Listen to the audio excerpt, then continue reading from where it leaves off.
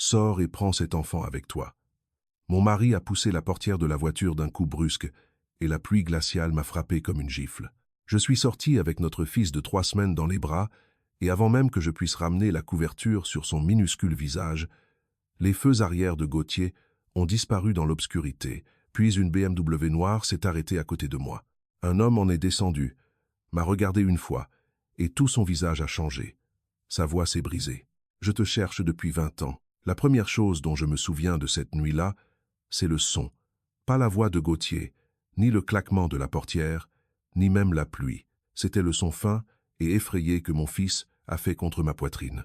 Ce petit cri haletant que font les nouveau-nés lorsque l'air froid touche leur peau trop vite.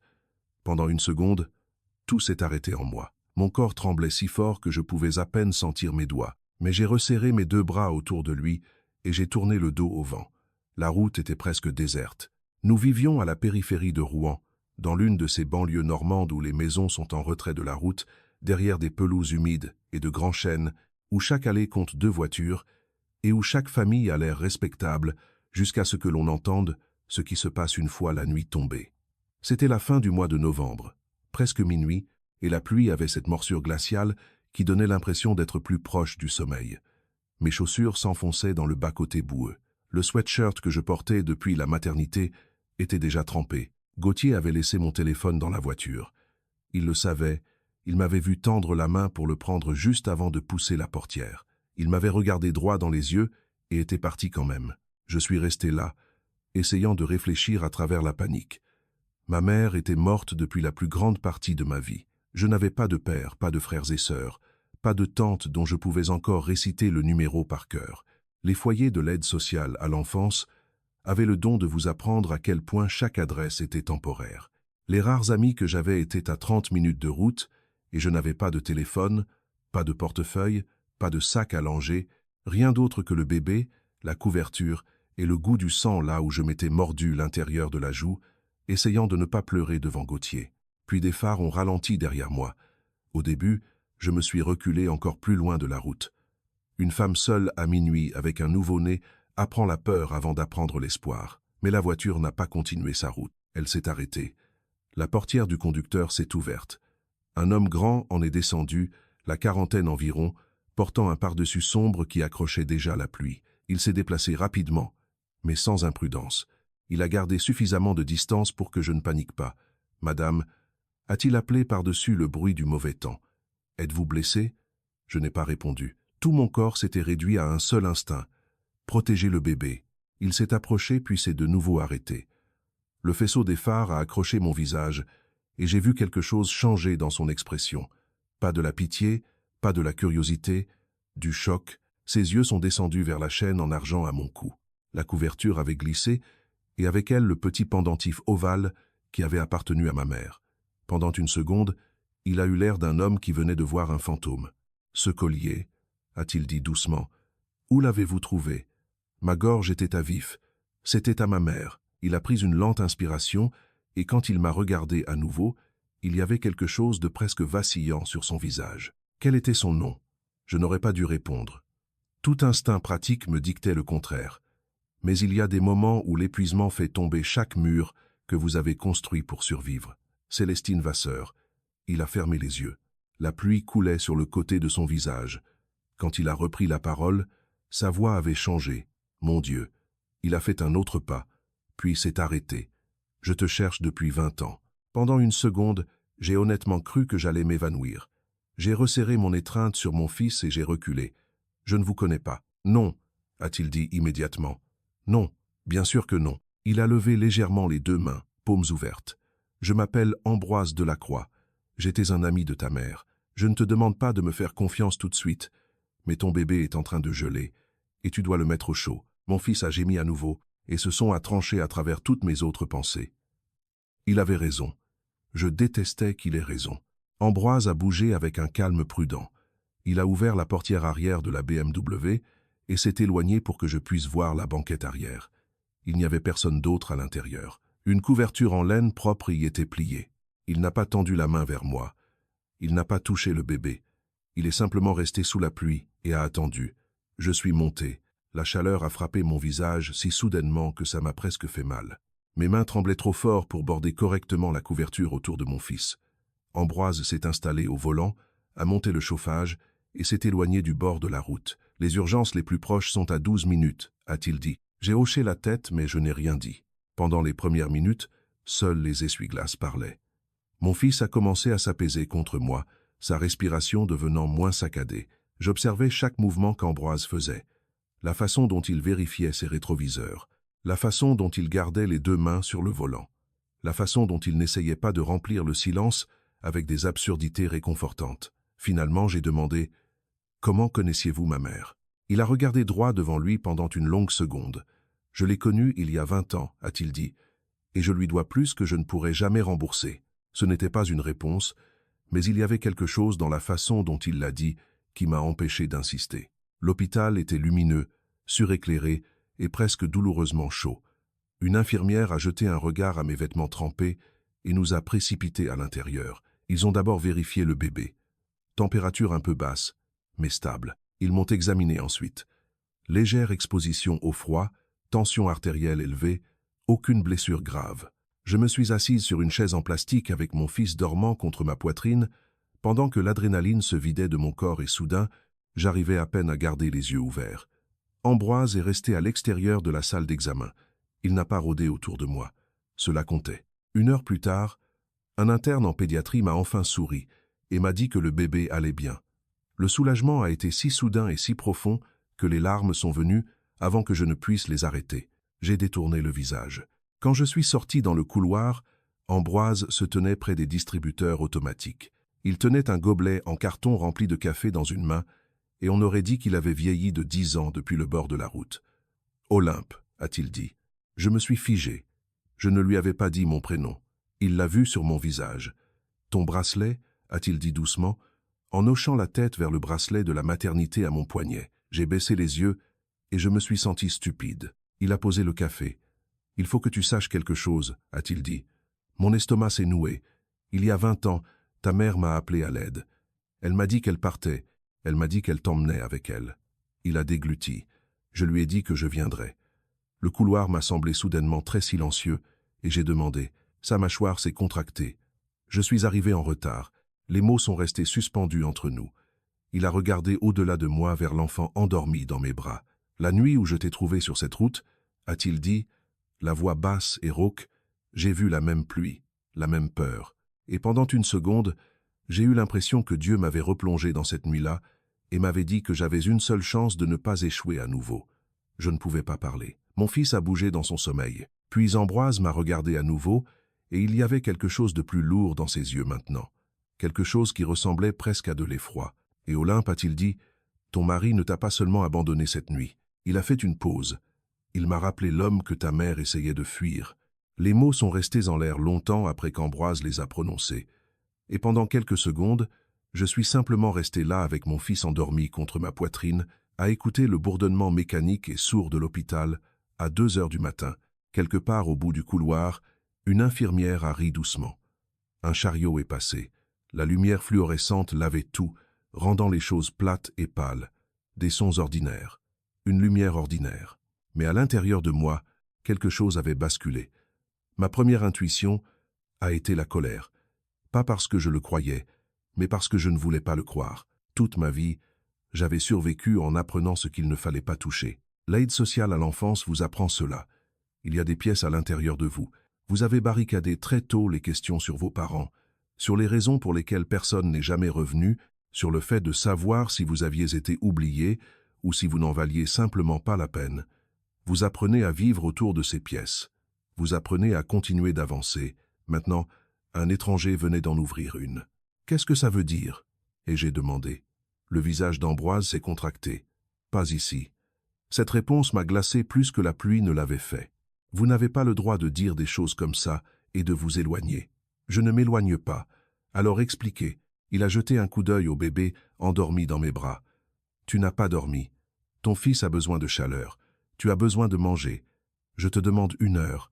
Et ensuite je te dirai tout. » Je détestais le fait qu'il ait l'air raisonnable. Je détestais encore plus le fait de n'avoir nulle part où aller. L'assistante sociale de garde de nuit est passée quelques minutes plus tard. Elle était gentille, pragmatique, à la fin de la cinquantaine, Le genre de femme qui avait vu toutes les versions possibles du désastre et qui ne perdait plus son temps à prétendre que la vie était juste. Elle m'a demandé si j'avais un endroit sûr où aller. J'ai répondu non. Elle m'a demandé si je voulais que la police soit appelée. Ma bouche s'est ouverte, mais aucun son n'est sorti. J'aurais dû dire oui. Gauthier avait laissé sa femme et son nouveau-né sur le bord d'une route sous une pluie glaciale. Cela aurait dû être simple, mais la maltraitance semble rarement simple quand on se trouve à l'intérieur. Mon esprit essayait sans cesse de lui trouver des excuses. Il était en colère, il était stressé, il ne le pensait pas, il allait revenir. Même après ce qu'il avait fait, une part de moi protégeait encore la version de lui que j'avais passé 4 ans à aimer. L'assistante sociale m'a jeté un regard que j'ai immédiatement compris. Elle avait déjà vu des femmes s'enfermer dans ce silence. Puis Ambroise a parlé doucement. J'ai une dépendance, une entrée séparée, une clé séparée. Olympe peut partir quand elle le souhaite. Elle m'a regardé, moi, pas lui. C'est votre choix? J'ai hoché la tête. Au moment où nous avons quitté l'hôpital, il était presque 4 heures du matin. La pluie s'était transformée en une fine brume et les routes étaient presque désertes. Mon fils Léandre dormait dans un siège auto pour bébé prêté par l'hôpital. La BMW sentait légèrement le cuir et l'air d'hiver. Je regardais les lampadaires défiler et j'essayais de ne pas penser. Ambroise vivait à l'extérieur de la ville, au-delà d'un tronçon de route départementale sombre bordé d'arbres nus et de vieux murs de pierre. La maison elle-même m'a surprise. Pas tape, l'œil, pas l'une de ces maisons modernes surdimensionnées construites pour impressionner les voisins. C'était une vieille bâtisse en briques, avec un large porche à l'avant et une lumière chaleureuse dans 2 fenêtres du rez-de-chaussée. Un endroit qui avait l'air habité. Il m'a conduite non pas dans la maison principale, mais dans une petite dépendance derrière celle-ci. Une chambre, une salle de bain. Le chauffage est déjà allumé. Il a dit qu'il y a du lait en poudre, de l'eau en bouteille, des serviettes propres. Ma femme de ménage passe 2 fois par semaine, mais personne n'entrera à moins que tu ne le demandes. Il a posé une petite enveloppe sur le comptoir de la cuisine. Il y a de l'argent liquide. Au cas où, j'ai fixé l'enveloppe. Je n'accepterai pas votre argent. Ce n'est pas de la charité. Alors qu'est-ce que c'est? Son visage était fatigué. Un homme qui essaie de s'assurer qu'une femme et son enfant ne se retrouveront pas sous la pluie à nouveau. Il est parti avant que je ne puisse répondre. J'ai verrouillé la porte derrière lui. Ensuite, je suis resté là pendant presque 1 minute à écouter. Rien. Pas de pas à la fenêtre. Pas d'ombre sous la porte. Aucun son, à part la respiration de Léandre. Pour la première fois depuis que Gauthier avait arrêté la voiture, je me suis autorisé à pleurer. Pas bruyamment, juste assez pour que le corps libère ce qu'il ne pouvait plus porter. J'ai nourri Léandre, je l'ai changé, je l'ai enveloppé dans une couverture et je me suis finalement assise dans le fauteuil près de la fenêtre jusqu'à ce que l'aube rende le ciel gris pâle. À 7h30, mon téléphone a sonné. Pendant une seconde de panique, j'ai cru que c'était Gauthier. C'était l'hôpital. Ils avaient trouvé mon téléphone dans le sac d'admission des urgences. J'avais dû le faire tomber là. Ambroise y était retourné à 6 heures et l'avait récupéré. J'ai fixé l'écran après la fin de l'appel. Il y avait 14 appels en absence, tous de Gauthier. Puis un texto. « Où diable es-tu » Un autre. « Ne fais rien de stupide. » Et puis, 10 minutes plus tard, « Tu m'as fait perdre mon sang-froid. On parlera quand tu te seras calmé. » J'ai lu celui-là 3 fois. La pièce m'a semblé soudainement très silencieuse. C'était là. Pas d'excuses, pas de peur pour son fils, pas de « Où es-tu » ? Es-tu en sécurité? Est-ce que Léandre va bien? Juste le déplacement silencieux du blâme. J'ai senti quelque chose s'aiguiser en moi. À 10 heures, Ambroise a frappé 1 fois et a attendu dehors. Il avait apporté du café, des flocons d'avoine, des couches et un sac en papier de la pharmacie. « Vous n'étiez pas obligé de faire ça, » ai-je dit. « Si », a-t-il répondu. « Je l'étais. » Il est resté près de l'embrasure de la porte. « Tu m'as demandé de m'expliquer. » J'ai hoché la tête. Il s'est assis en face de moi, les coudes sur les genoux, et pendant un long moment, il a regardé ses mains avant de parler. « Ta mère s'appelait Célestine Vasseur. Je l'ai rencontrée quand nous avions tous les deux 24 ans. Elle travaillait à temps partiel dans une association d'aide juridique à Rouen. J'étais un jeune avocat collaborateur dans un cabinet, assez jeune pour penser que je pouvais réparer le monde si je travaillais assez dur. Il n'y avait pas d'apitoiement sur lui-même dans sa voix, seulement le souvenir. Elle était drôle, a-t-il dit doucement, vive, plus courageuse qu'elle ne le pensait. Il m'a raconté qu'elle s'était mariée jeune, trop jeune. L'homme était charmant en public et colérique en privé. Le temps qu'Ambroise comprenne à quel point la situation était grave, elle essayait déjà de partir. Une nuit, elle m'a appelé. Elle a dit qu'elle avait assez d'argent pour un billet de bus. Elle a dit qu'elle t'avait avec elle. Elle a demandé si je pouvais la rejoindre. Sa gorge s'est nouée. J'ai dit oui, il s'est arrêté là. Je connaissais déjà la suite. Mais vous étiez en retard. Il a hoché la tête. Quand je suis arrivé, la police était dehors. Célestine était morte. J'ai senti tout l'air quitter ma poitrine. Comment? Ses yeux se sont levés vers les miens. Ils ont conclu à un accident. En était-ce un? Non. Le mot a atterri lourdement. Alors pourquoi n'a-t-il pas été inculpé? Parce qu'il n'y avait pas assez de preuves. Parce qu'il avait de l'argent. Parce qu'il avait un avocat qui savait comment enterrer les faits. Parce qu'il y a 20 ans, les femmes perdaient ce genre de procès tous les jours. Mes mains se sont resserrées autour de la couverture de Léandre. Et moi, il avait l'air de quelqu'un que cette question hantait depuis 2 décennies. Tu avais disparu. Il m'a expliqué que les services de l'aide sociale à l'enfance m'avaient placé en urgence.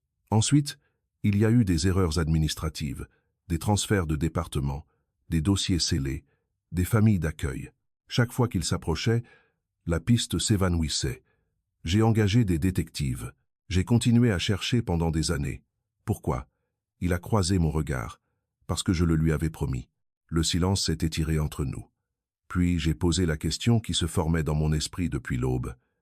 Que vouliez-vous dire à propos de Gauthier?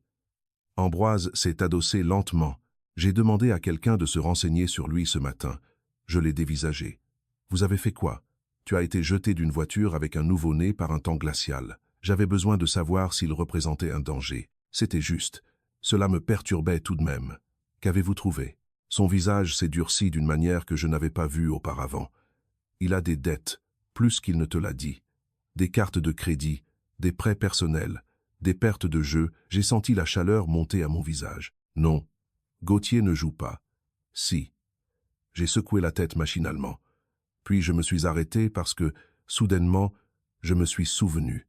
Les nuits tardives, les écrans cachés, les éclairs rapides d'irritation quand j'entrais dans la pièce. Les mots suivants d'Ambroise sont venus avec précaution. Et Olympe. Il a posé des questions. Quel genre de questions? Sur ta mère. Tout mon corps est devenu de glace. Comment pourrait-il seulement le savoir? Il a demandé des archives publiques il y a 6 mois. Ma voix est sortie à peine au-dessus d'un murmure. Pourquoi? Ambroise n'a pas répondu immédiatement. Quand il a finalement parlé, c'était très bas. Parce qu'il a peu être cru qu'il y avait de l'argent lié à ta famille.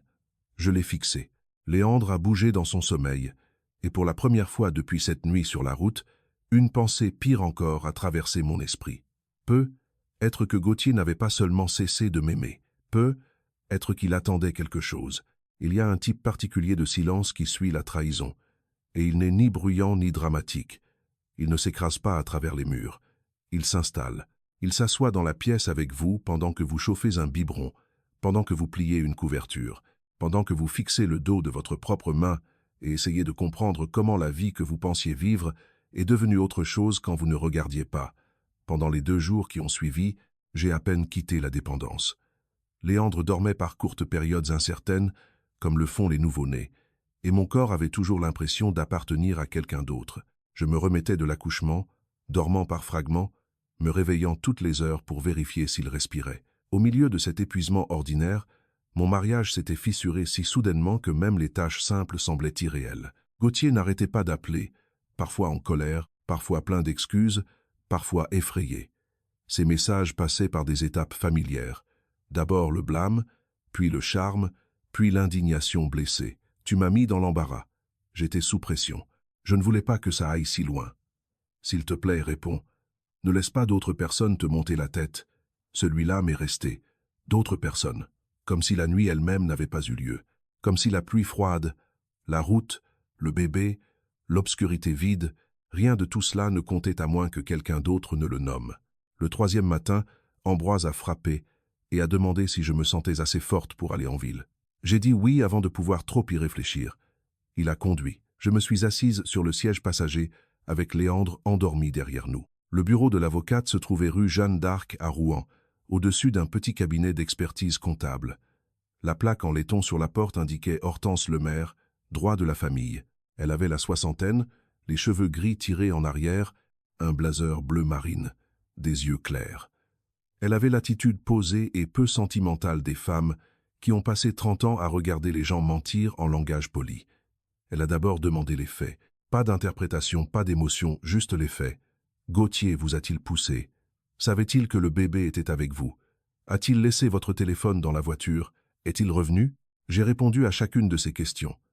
Elle écrivait silencieusement.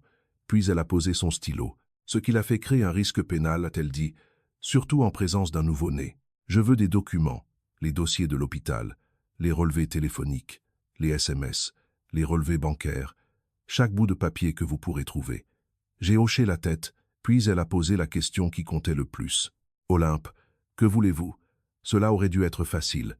Au lieu de cela, je suis restée assise là pendant plusieurs secondes. Qu'est-ce que je voulais? Des excuses? Revenir en arrière? Comprendre? Être. Mais en dessous de tout cela, il y avait quelque chose de plus simple. Je veux qu'il arrête de me faire croire que c'est moi qui ai fait quelque chose de mal. Hortense a soutenu mon regard pendant un instant. On peut travailler avec ça, a-t-elle dit. Cet après-midi-là, je me suis connecté à nos comptes communs pour la première fois depuis des semaines. Au début, rien ne semblait étrange. Des dépenses d'épicerie, le paiement du prêt immobilier, les factures d'énergie, l'essence.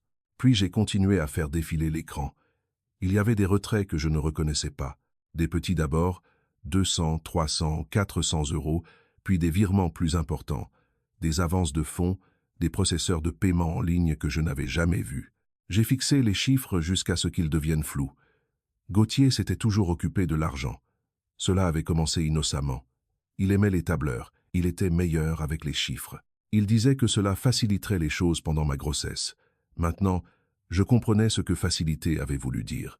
Le soir, Hortense a appelé. « J'ai besoin que vous ne paniquiez pas », a-t-elle dit. Ce n'était pas ce qu'on voulait entendre de la part d'une avocate. Que s'est-il passé? Nous avons procédé à un examen préliminaire. Sa voix est restée calme. Il a d'importantes dettes non garanties. Comment est-ce possible? Carte de crédit, prêt personnel, retrait d'espèces, plateforme de paris en ligne. Je me suis laissé tomber lourdement sur ma chaise. 48 000 euros. C'était plus d'argent que je n'en avais jamais eu dans ma vie. Et soudainement, la dernière année s'est réorganisée dans mon esprit. Les nuits tardives, la tension à chaque fois que les factures arrivaient, les étranges sautes d'humeur, la façon dont il avait commencé à traiter chaque petite dépense comme une accusation. J'avais pensé que c'était du stress. C'était de la peur. Et puis Hortense a dit autre chose. Il y a un autre problème. J'ai fermé les yeux. Dites-moi. Il y a 6 mois, Gauthier a demandé des archives foncières départementales liées à Célestine Vasseur. La pièce a semblé rétrécir. Ma mère. Oui. Pourquoi? Ça, a-t-elle dit doucement, c'est ce que nous devons découvrir. Cette nuit-là, je me suis assise en face d'Ambroise, à la table de la cuisine dans la dépendance, pendant que Léandre dormait dans un couffin à côté de nous. Il avait apporté des plats à emporter d'un petit restaurant, sandwich à la dinde, soupe, café, des choses normales, des choses humaines. J'avais à peine touché au mien. Ma mère possédait-elle quelque chose? Ai-je demandé. Ambroise a croisé les mains. Pas exactement. Alors quoi? Il a expiré lentement. Quand Célestine est morte, il y avait une plainte au civil en cours. Quel genre de plainte? Une action pour mort injustifiée liée à l'entreprise de son mari. Je l'ai dévisagée.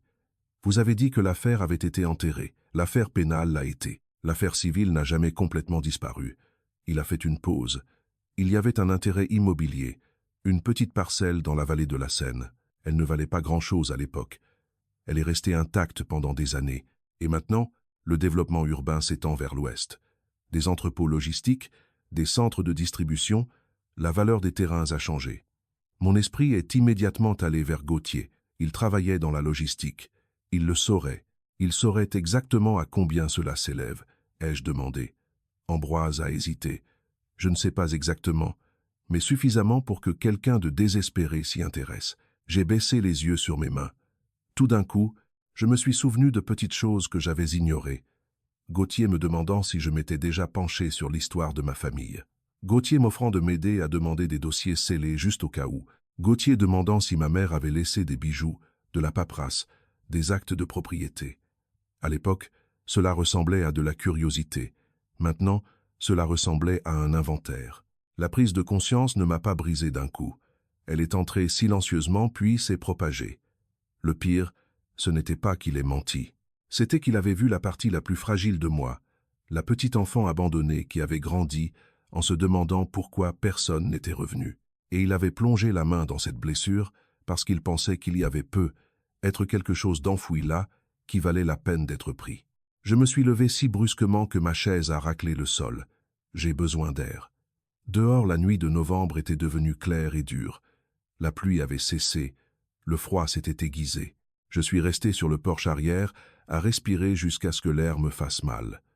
Ambroise est sorti 1 minute plus tard, mais a gardé ses distances. Olympe. Je ne me suis pas retourné. M'a-t-il jamais aimé? C'était la question que je n'avais pas eu l'intention de prononcer à voix haute. Ambroise a pris son temps avant de répondre. Oui, a-t-il dit. Cela m'a suffisamment surprise pour que je le regarde. Vous le pensez? Je le pense. Alors comment quelqu'un peut-il faire ça? Il a regardé au-delà de moi, dans la cour sombre. Les gens ne deviennent pas toujours cruels parce qu'ils n'ont jamais aimé.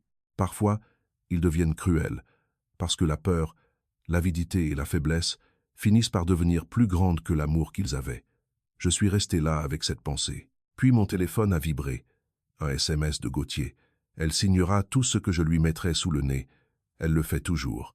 Pendant 1 seconde, je n'ai pas compris. Puis j'ai vu le mot transféré par Hortense. Elle l'avait intercepté. Il avait été envoyé à un autre numéro, probablement la femme avec qui il couchait. Tout mon corps s'est immobilisé. C'était là. Pas de culpabilité, pas de confusion, pas de regret. Seulement une certitude. Il pensait déjà savoir comment cela allait se terminer. Je l'ai lu une fois de plus, puis j'ai verrouillé l'écran. Et pour la première fois depuis la nuit où il m'avait laissé sous la pluie, j'ai ressenti quelque chose de plus solide que le chagrin. J'ai ressenti de la colère, froide, propre, utile. La colère, quand elle s'est finalement installée en moi, n'était pas brûlante, elle était précise. Pendant près d'1 semaine après qu'Hortense a transféré le texto de Gauthier, j'ai très peu parlé. Cela a d'abord surpris Ambroise. Il m'avait vu effrayé, secoué, épuisé. Maintenant, il observait quelque chose de plus calme se produire. J'ai arrêté de réagir et j'ai commencé à faire attention. Chaque matin, je nourrissais Léandre, je le changeais, je faisais les 100 pas dans la petite dépendance pendant qu'il dormait contre mon épaule.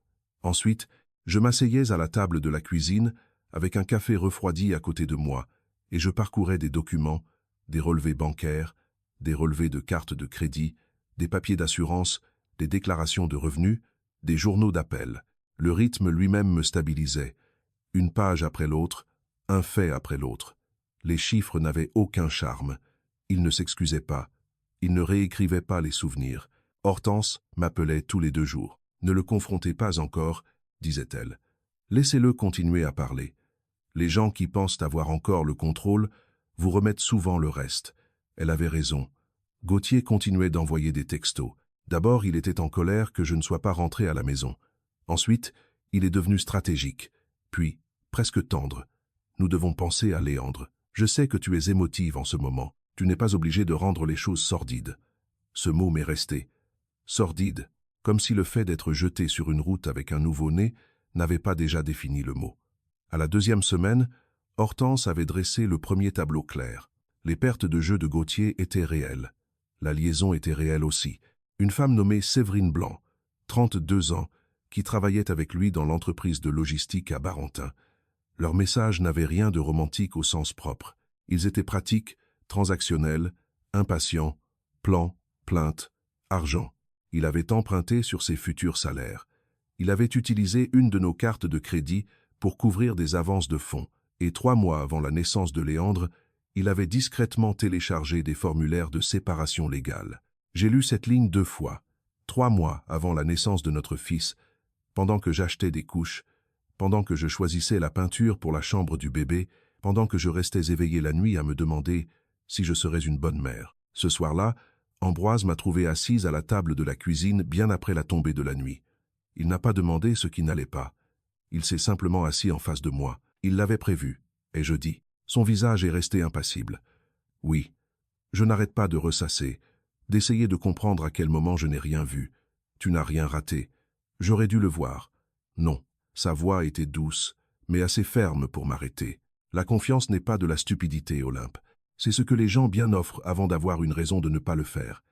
Cette phrase est restée en moi. La rencontre avec Gauthier a eu lieu 3 jours plus tard.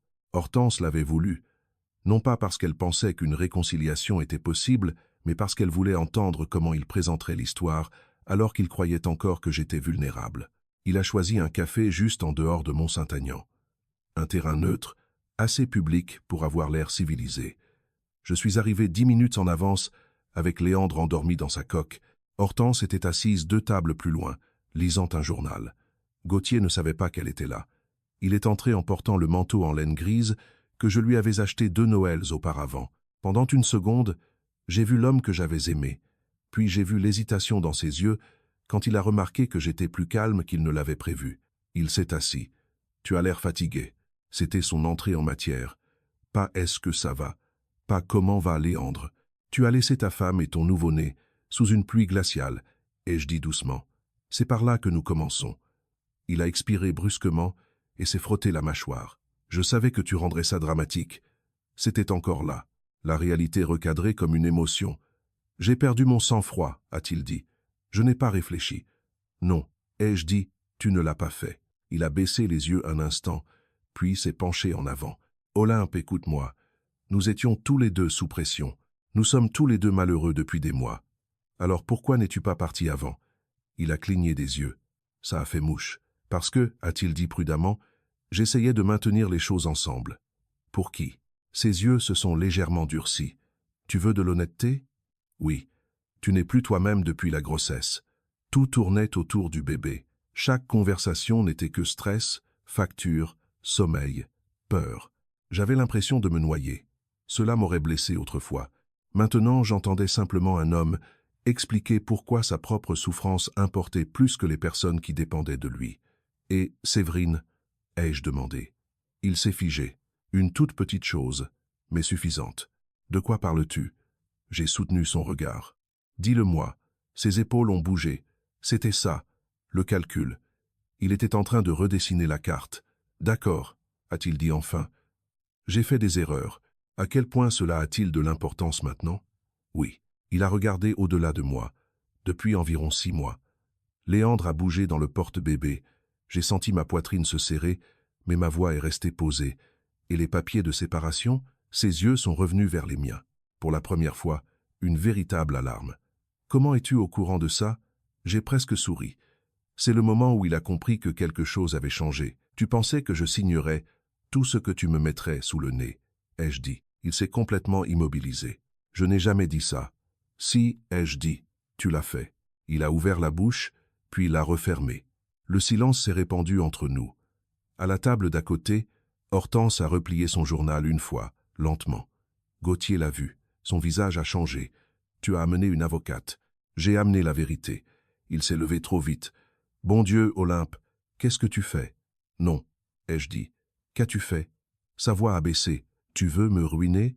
Je l'ai regardé fixement. Je veux que tu arrêtes de faire semblant que je me suis ruinée toute seule. Hortense s'est approchée alors, aussi calme que l'hiver. Monsieur, a-t-elle dit, à partir de maintenant, toute communication passe par les avocats. Il l'a dévisagé, puis m'a regardé, et pour la première fois depuis la nuit de la pluie, j'ai vu de la peur, pas de la colère, de la peur. Il s'est rassis. Qu'est-ce que vous avez? Hortense n'a pas répondu immédiatement. Elle a ouvert un dossier et a étalé des copies, des retraits bancaires, des relevés de crédit, des journaux d'appel, le rapport d'admission de l'hôpital et enfin le SMS. Elle signera tout ce que je lui mettrai sous le nez. Il a regardé la page et toutes les couleurs ont quitté son visage. Mon Dieu, a-t-il dit. Il ne s'adressait pas à nous, il s'adressait à lui-même. La version de lui-même qui avait supposé que personne ne rassemblerait jamais les morceaux. Puis il a levé les yeux vers moi. Qui a fait ça? Ma voix était douce. C'est toi. Dehors, l'après-midi était redevenu gris. Il me regardait comme si j'étais devenue une étrangère. Peu, être que je l'étais. Quand je me suis levé pour partir, il a prononcé mon prénom une fois. Pas fort, juste une fois. Je me suis retourné. Pendant un instant, il a semblé presque humain à nouveau. Fatigué, effrayé, plus petit que l'homme qui m'avait laissé sous la pluie. Puis il a dit la chose qui a tout terminé. Tu ne comprends pas ce que cela va me coûter. Je l'ai regardé pendant une longue seconde. Puis j'ai dit, maintenant si. Ce soir-là, de retour à la dépendance, Ambroise m'attendait près du porche. Il a su à mon visage que quelque chose avait changé. Comment ça s'est passé? C'est fini, ai-je dit. Il a hoché la tête.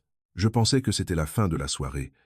Puis il a fouillé dans la poche de son manteau et m'a tendu une petite enveloppe scellée, jaunie par le temps. Mon nom n'était pas dessus. L'écriture de ma mère y était. Je l'ai trouvée il y a 20 ans, a dit Ambroise doucement, et je n'ai jamais eu le courage de l'ouvrir. Mes doigts sont devenus glacés. Qu'est-ce que c'est? Ses yeux ont accroché les miens. La dernière chose que ta mère a laissée derrière elle. L'enveloppe semblait plus légère qu'elle n'aurait dû l'être. Pendant près d'1 minute entière, je n'ai pas pu l'ouvrir. Mes doigts reposaient contre le papier, traçant le bord adouci où le temps l'avait usé. 20 ans. 20 ans de foyer, de chambres empruntées, de formulaires scolaires avec des lignes vides, là où l'histoire familiale aurait dû figurer, d'anniversaires qui allaient et venaient, avec personne qui connaissait le jour de ma naissance à part moi. 20 ans à croire que quelque part dans l'histoire de ma vie, il y avait eu une porte qui s'était fermée parce que je n'étais pas assez bien. Maintenant, cette porte était entre mes mains.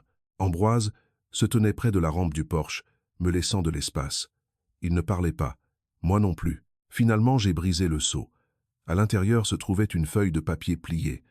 L'écriture était ferme au début, puis plus fine vers le bas. Olympe, si tu lis ceci, c'est que je ne suis pas allé assez loin. J'ai cessé de respirer.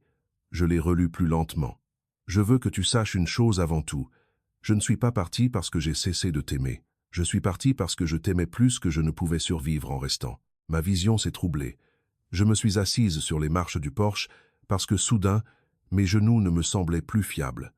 La nuit était froide, mais je la sentais à peine. Elle écrivait qu'elle avait essayé pendant des mois de partir discrètement. Elle avait caché de l'argent dans une boîte à café derrière la cuisinière. Elle avait préparé un petit sac. Elle avait mémorisé les horaires de bus. Elle avait appelé Ambroise parce qu'il était la seule personne dont elle pensait qu'il viendrait. Et puis la phrase qui a brisé quelque chose en moi. Si tu grandis en croyant que je t'ai abandonné, ce sera la chose la plus cruelle qu'il ait jamais faite. Pendant un long moment, je n'ai pas pu lire au-delà de ça. Toute ma vie, je m'étais construite autour de l'absence, autour de cette vieille question silencieuse que les enfants ne disent jamais à voix haute, parce que la dire la rend réelle. Pourquoi n'est-elle pas restée? Pourquoi n'est-elle pas revenue? Maintenant, en 6 lignes, la forme de ce chagrin changeait. Elle avait essayé, elle avait essayé. J'ai terminé la lettre avec des larmes coulant sur mon visage. À la fin, elle avait écrit « Sois gentille, mais pas petite. Sois courageuse, mais pas imprudente. Et si quelqu'un t'apprend à vivre dans la peur, pars avant que la peur ne devienne ton foyer. » Il n'y avait pas de signature, juste maman. Je ne sais pas combien de temps je suis restée assise là. À un moment donné, Ambroise est descendu et s'est assis une marche plus bas que moi. « Je suis désolé, a-t-il dit doucement. Je l'ai regardé. Pourquoi d'avoir eu 20 ans de retard? Il ne l'a pas dit comme une supplique. Juste la vérité. J'ai pensé à la route, à la pluie, à Léandre contre ma poitrine, au phare qui s'arrêtait. Tu es venu, ai-je dit. Il a baissé les yeux. Oui, c'était suffisant. Le divorce a avancé plus vite après ça. L'avocat de Gauthier a poussé pour un règlement à l'amiable discret. Hortense a riposté plus fort. Les preuves d'abandon, la dissimulation financière, l'exposition à la dette et le risque documenté pour un nouveau-né avaient changé l'équilibre. À la fin, il a accepté des conditions qu'il n'aurait jamais imaginées 1 mois plus tôt. J'ai conservé la garde principale. Il a assumé la responsabilité des dettes personnelles qu'il avait cachées. Les comptes communs ont été divisés sous supervision. Il a gardé la maison. Je l'ai laissé faire. À ce moment-là, j'avais compris quelque chose que je ne savais pas auparavant. Les murs ne font pas un foyer si la peur y habite. Je l'ai vu une dernière fois devant le juge aux affaires familiales. Il avait l'air plus vieux, pas brisé, pas détruit, juste plus vieux. Cela comptait pour moi. Je n'avais pas voulu sa ruine. J'avais voulu la vérité. Quand nous sommes sortis dans le couloir après, il m'a arrêté. Olympe, je me suis retourné. Pendant une seconde, aucun de nous n'a rien dit. Puis il a demandé « Tu me hais ?» J'y ai réfléchi honnêtement. « Non », ai-je dit. Il a eu l'air surpris. « Pourquoi pas ? Parce que la haine te lie à la personne qui t'a blessé. Parce que la colère peut te sauver de l'incendie, mais c'est une chose terrible avec laquelle construire une maison. Parce que Léandre méritait une mère capable d'aller de l'avant. Tu n'auras plus autant de moi, ai-je dit. Il a baissé les yeux. C'était la dernière fois que je le voyais. Le printemps est arrivé lentement cette année-là. La Normandie prend toujours son temps avec ça. Les arbres sont restés nus plus longtemps qu'on ne s'y attend. Puis un matin, il y a des pointes vertes sur les branches, et toute la ville a l'impression de se souvenir de comment respirer. En avril, j'avais loué un petit duplex avec 2 chambres à 10 minutes de Rouen. Rien d'extravagant, un porche étroit, une minuscule cuisine, une boîte aux lettres fissurées. C'était parfait. J'ai trouvé un travail à temps partiel dans une association d'aide juridique. C'est étrange comme la vie fait des boucles, principalement de l'accueil, de la paperasse, de la planification, répondre au téléphone. Un petit travail, un travail honnête, un travail qui payait assez pour recommencer. Ambroise m'a aidé avec des choses pratiques quand je l'ai laissé faire. Un lit d'enfant, une machine à laver d'occasion, la recommandation d'un pédiatre, rien d'extravagant. Il n'a jamais essayé de me sauver. C'était l'une des raisons pour lesquelles je lui faisais confiance. Un après-midi, il est passé avec du café et s'est assis sur le porche pendant que Léandre dormait à l'intérieur. « J'ai mis quelque chose en place », a-t-il dit. « Quel genre de chose ? Un compte épargne pour les études. » J'ai ouvert la bouche pour protester. Il a levé la main. « Pas pour toi, pour lui. Ce n'est pas un paiement, » a-t-il dit doucement. « C'est une promesse. » Je l'ai regardé pendant un long moment. Puis j'ai hoché la tête. C'était juste, une promesse portée vers l'avenir plutôt que vers le passé. Début mai, il a de nouveau plu. Pas fort, juste une pluie de printemps constante. Je me tenais à la fenêtre du devant, tenant Léandre, regardant les gouttes descendre le long de la vitre. Pendant une seconde, j'y étais de nouveau, route froide, ciel sombre, feux arrière qui disparaissaient. Mais cette fois, le souvenir ne me possédait plus. J'ai baissé les yeux vers mon fils. Il était au chaud, en sécurité, à moitié endormi, une petite main recroquevillée contre mon pull, et soudain j'ai compris ce qui s'était réellement passé cette nuit-là. Gauthier pensait qu'il m'avait abandonné. Ce n'était pas le cas. Il m'avait poussé hors d'une vie et, sans le vouloir, dans la vérité d'une autre. La pluie n'avait pas eu raison de moi. Elle avait eu raison du mensonge. Ambroise est monté sur le porche à l'extérieur 1 minute plus tard. J'ai ouvert la porte. Il a souri à Léandre, puis il m'a regardé. « Tu vas bien ?» J'ai regardé au-delà de lui vers la pluie, puis de nouveau vers la petite maison chaleureuse derrière moi. « Oui », ai-je dit. Et pour la première fois depuis plus longtemps que je ne pouvais m'en souvenir, c'était complètement vrai. La vengeance, ai-je appris, n'est pas toujours la destruction. Parfois, c'est survivre assez longtemps pour devenir hors d'atteinte. Parfois, c'est refuser de laisser les personnes qui vous ont blessé décider de ce que signifiera votre vie. Et parfois, la justice la plus profonde est celle-ci. L'enfant qui s'est tenu autrefois sous la pluie grandit, rentre à l'intérieur, ferme la porte et se sent enfin en sécurité. Si cette histoire est restée en vous, si elle vous a rappelé quelqu'un qui a continué à marcher quand la vie lui a donné toutes les raisons de s'arrêter, prenez un moment et accrochez-vous à cela. Parfois, les personnes qui ont l'air les plus fortes sont simplement celles qui ont survécu le plus longtemps. Et si vous croyez que la vérité compte, que la dignité compte, et que recommencer est parfois la vengeance la plus courageuse de toutes, partagez cette histoire avec quelqu'un qui pourrait en avoir besoin. Merci de m'avoir écouté. Si vous souhaitez d'autres histoires comme celle-ci, je serais honoré de vous retrouver ici.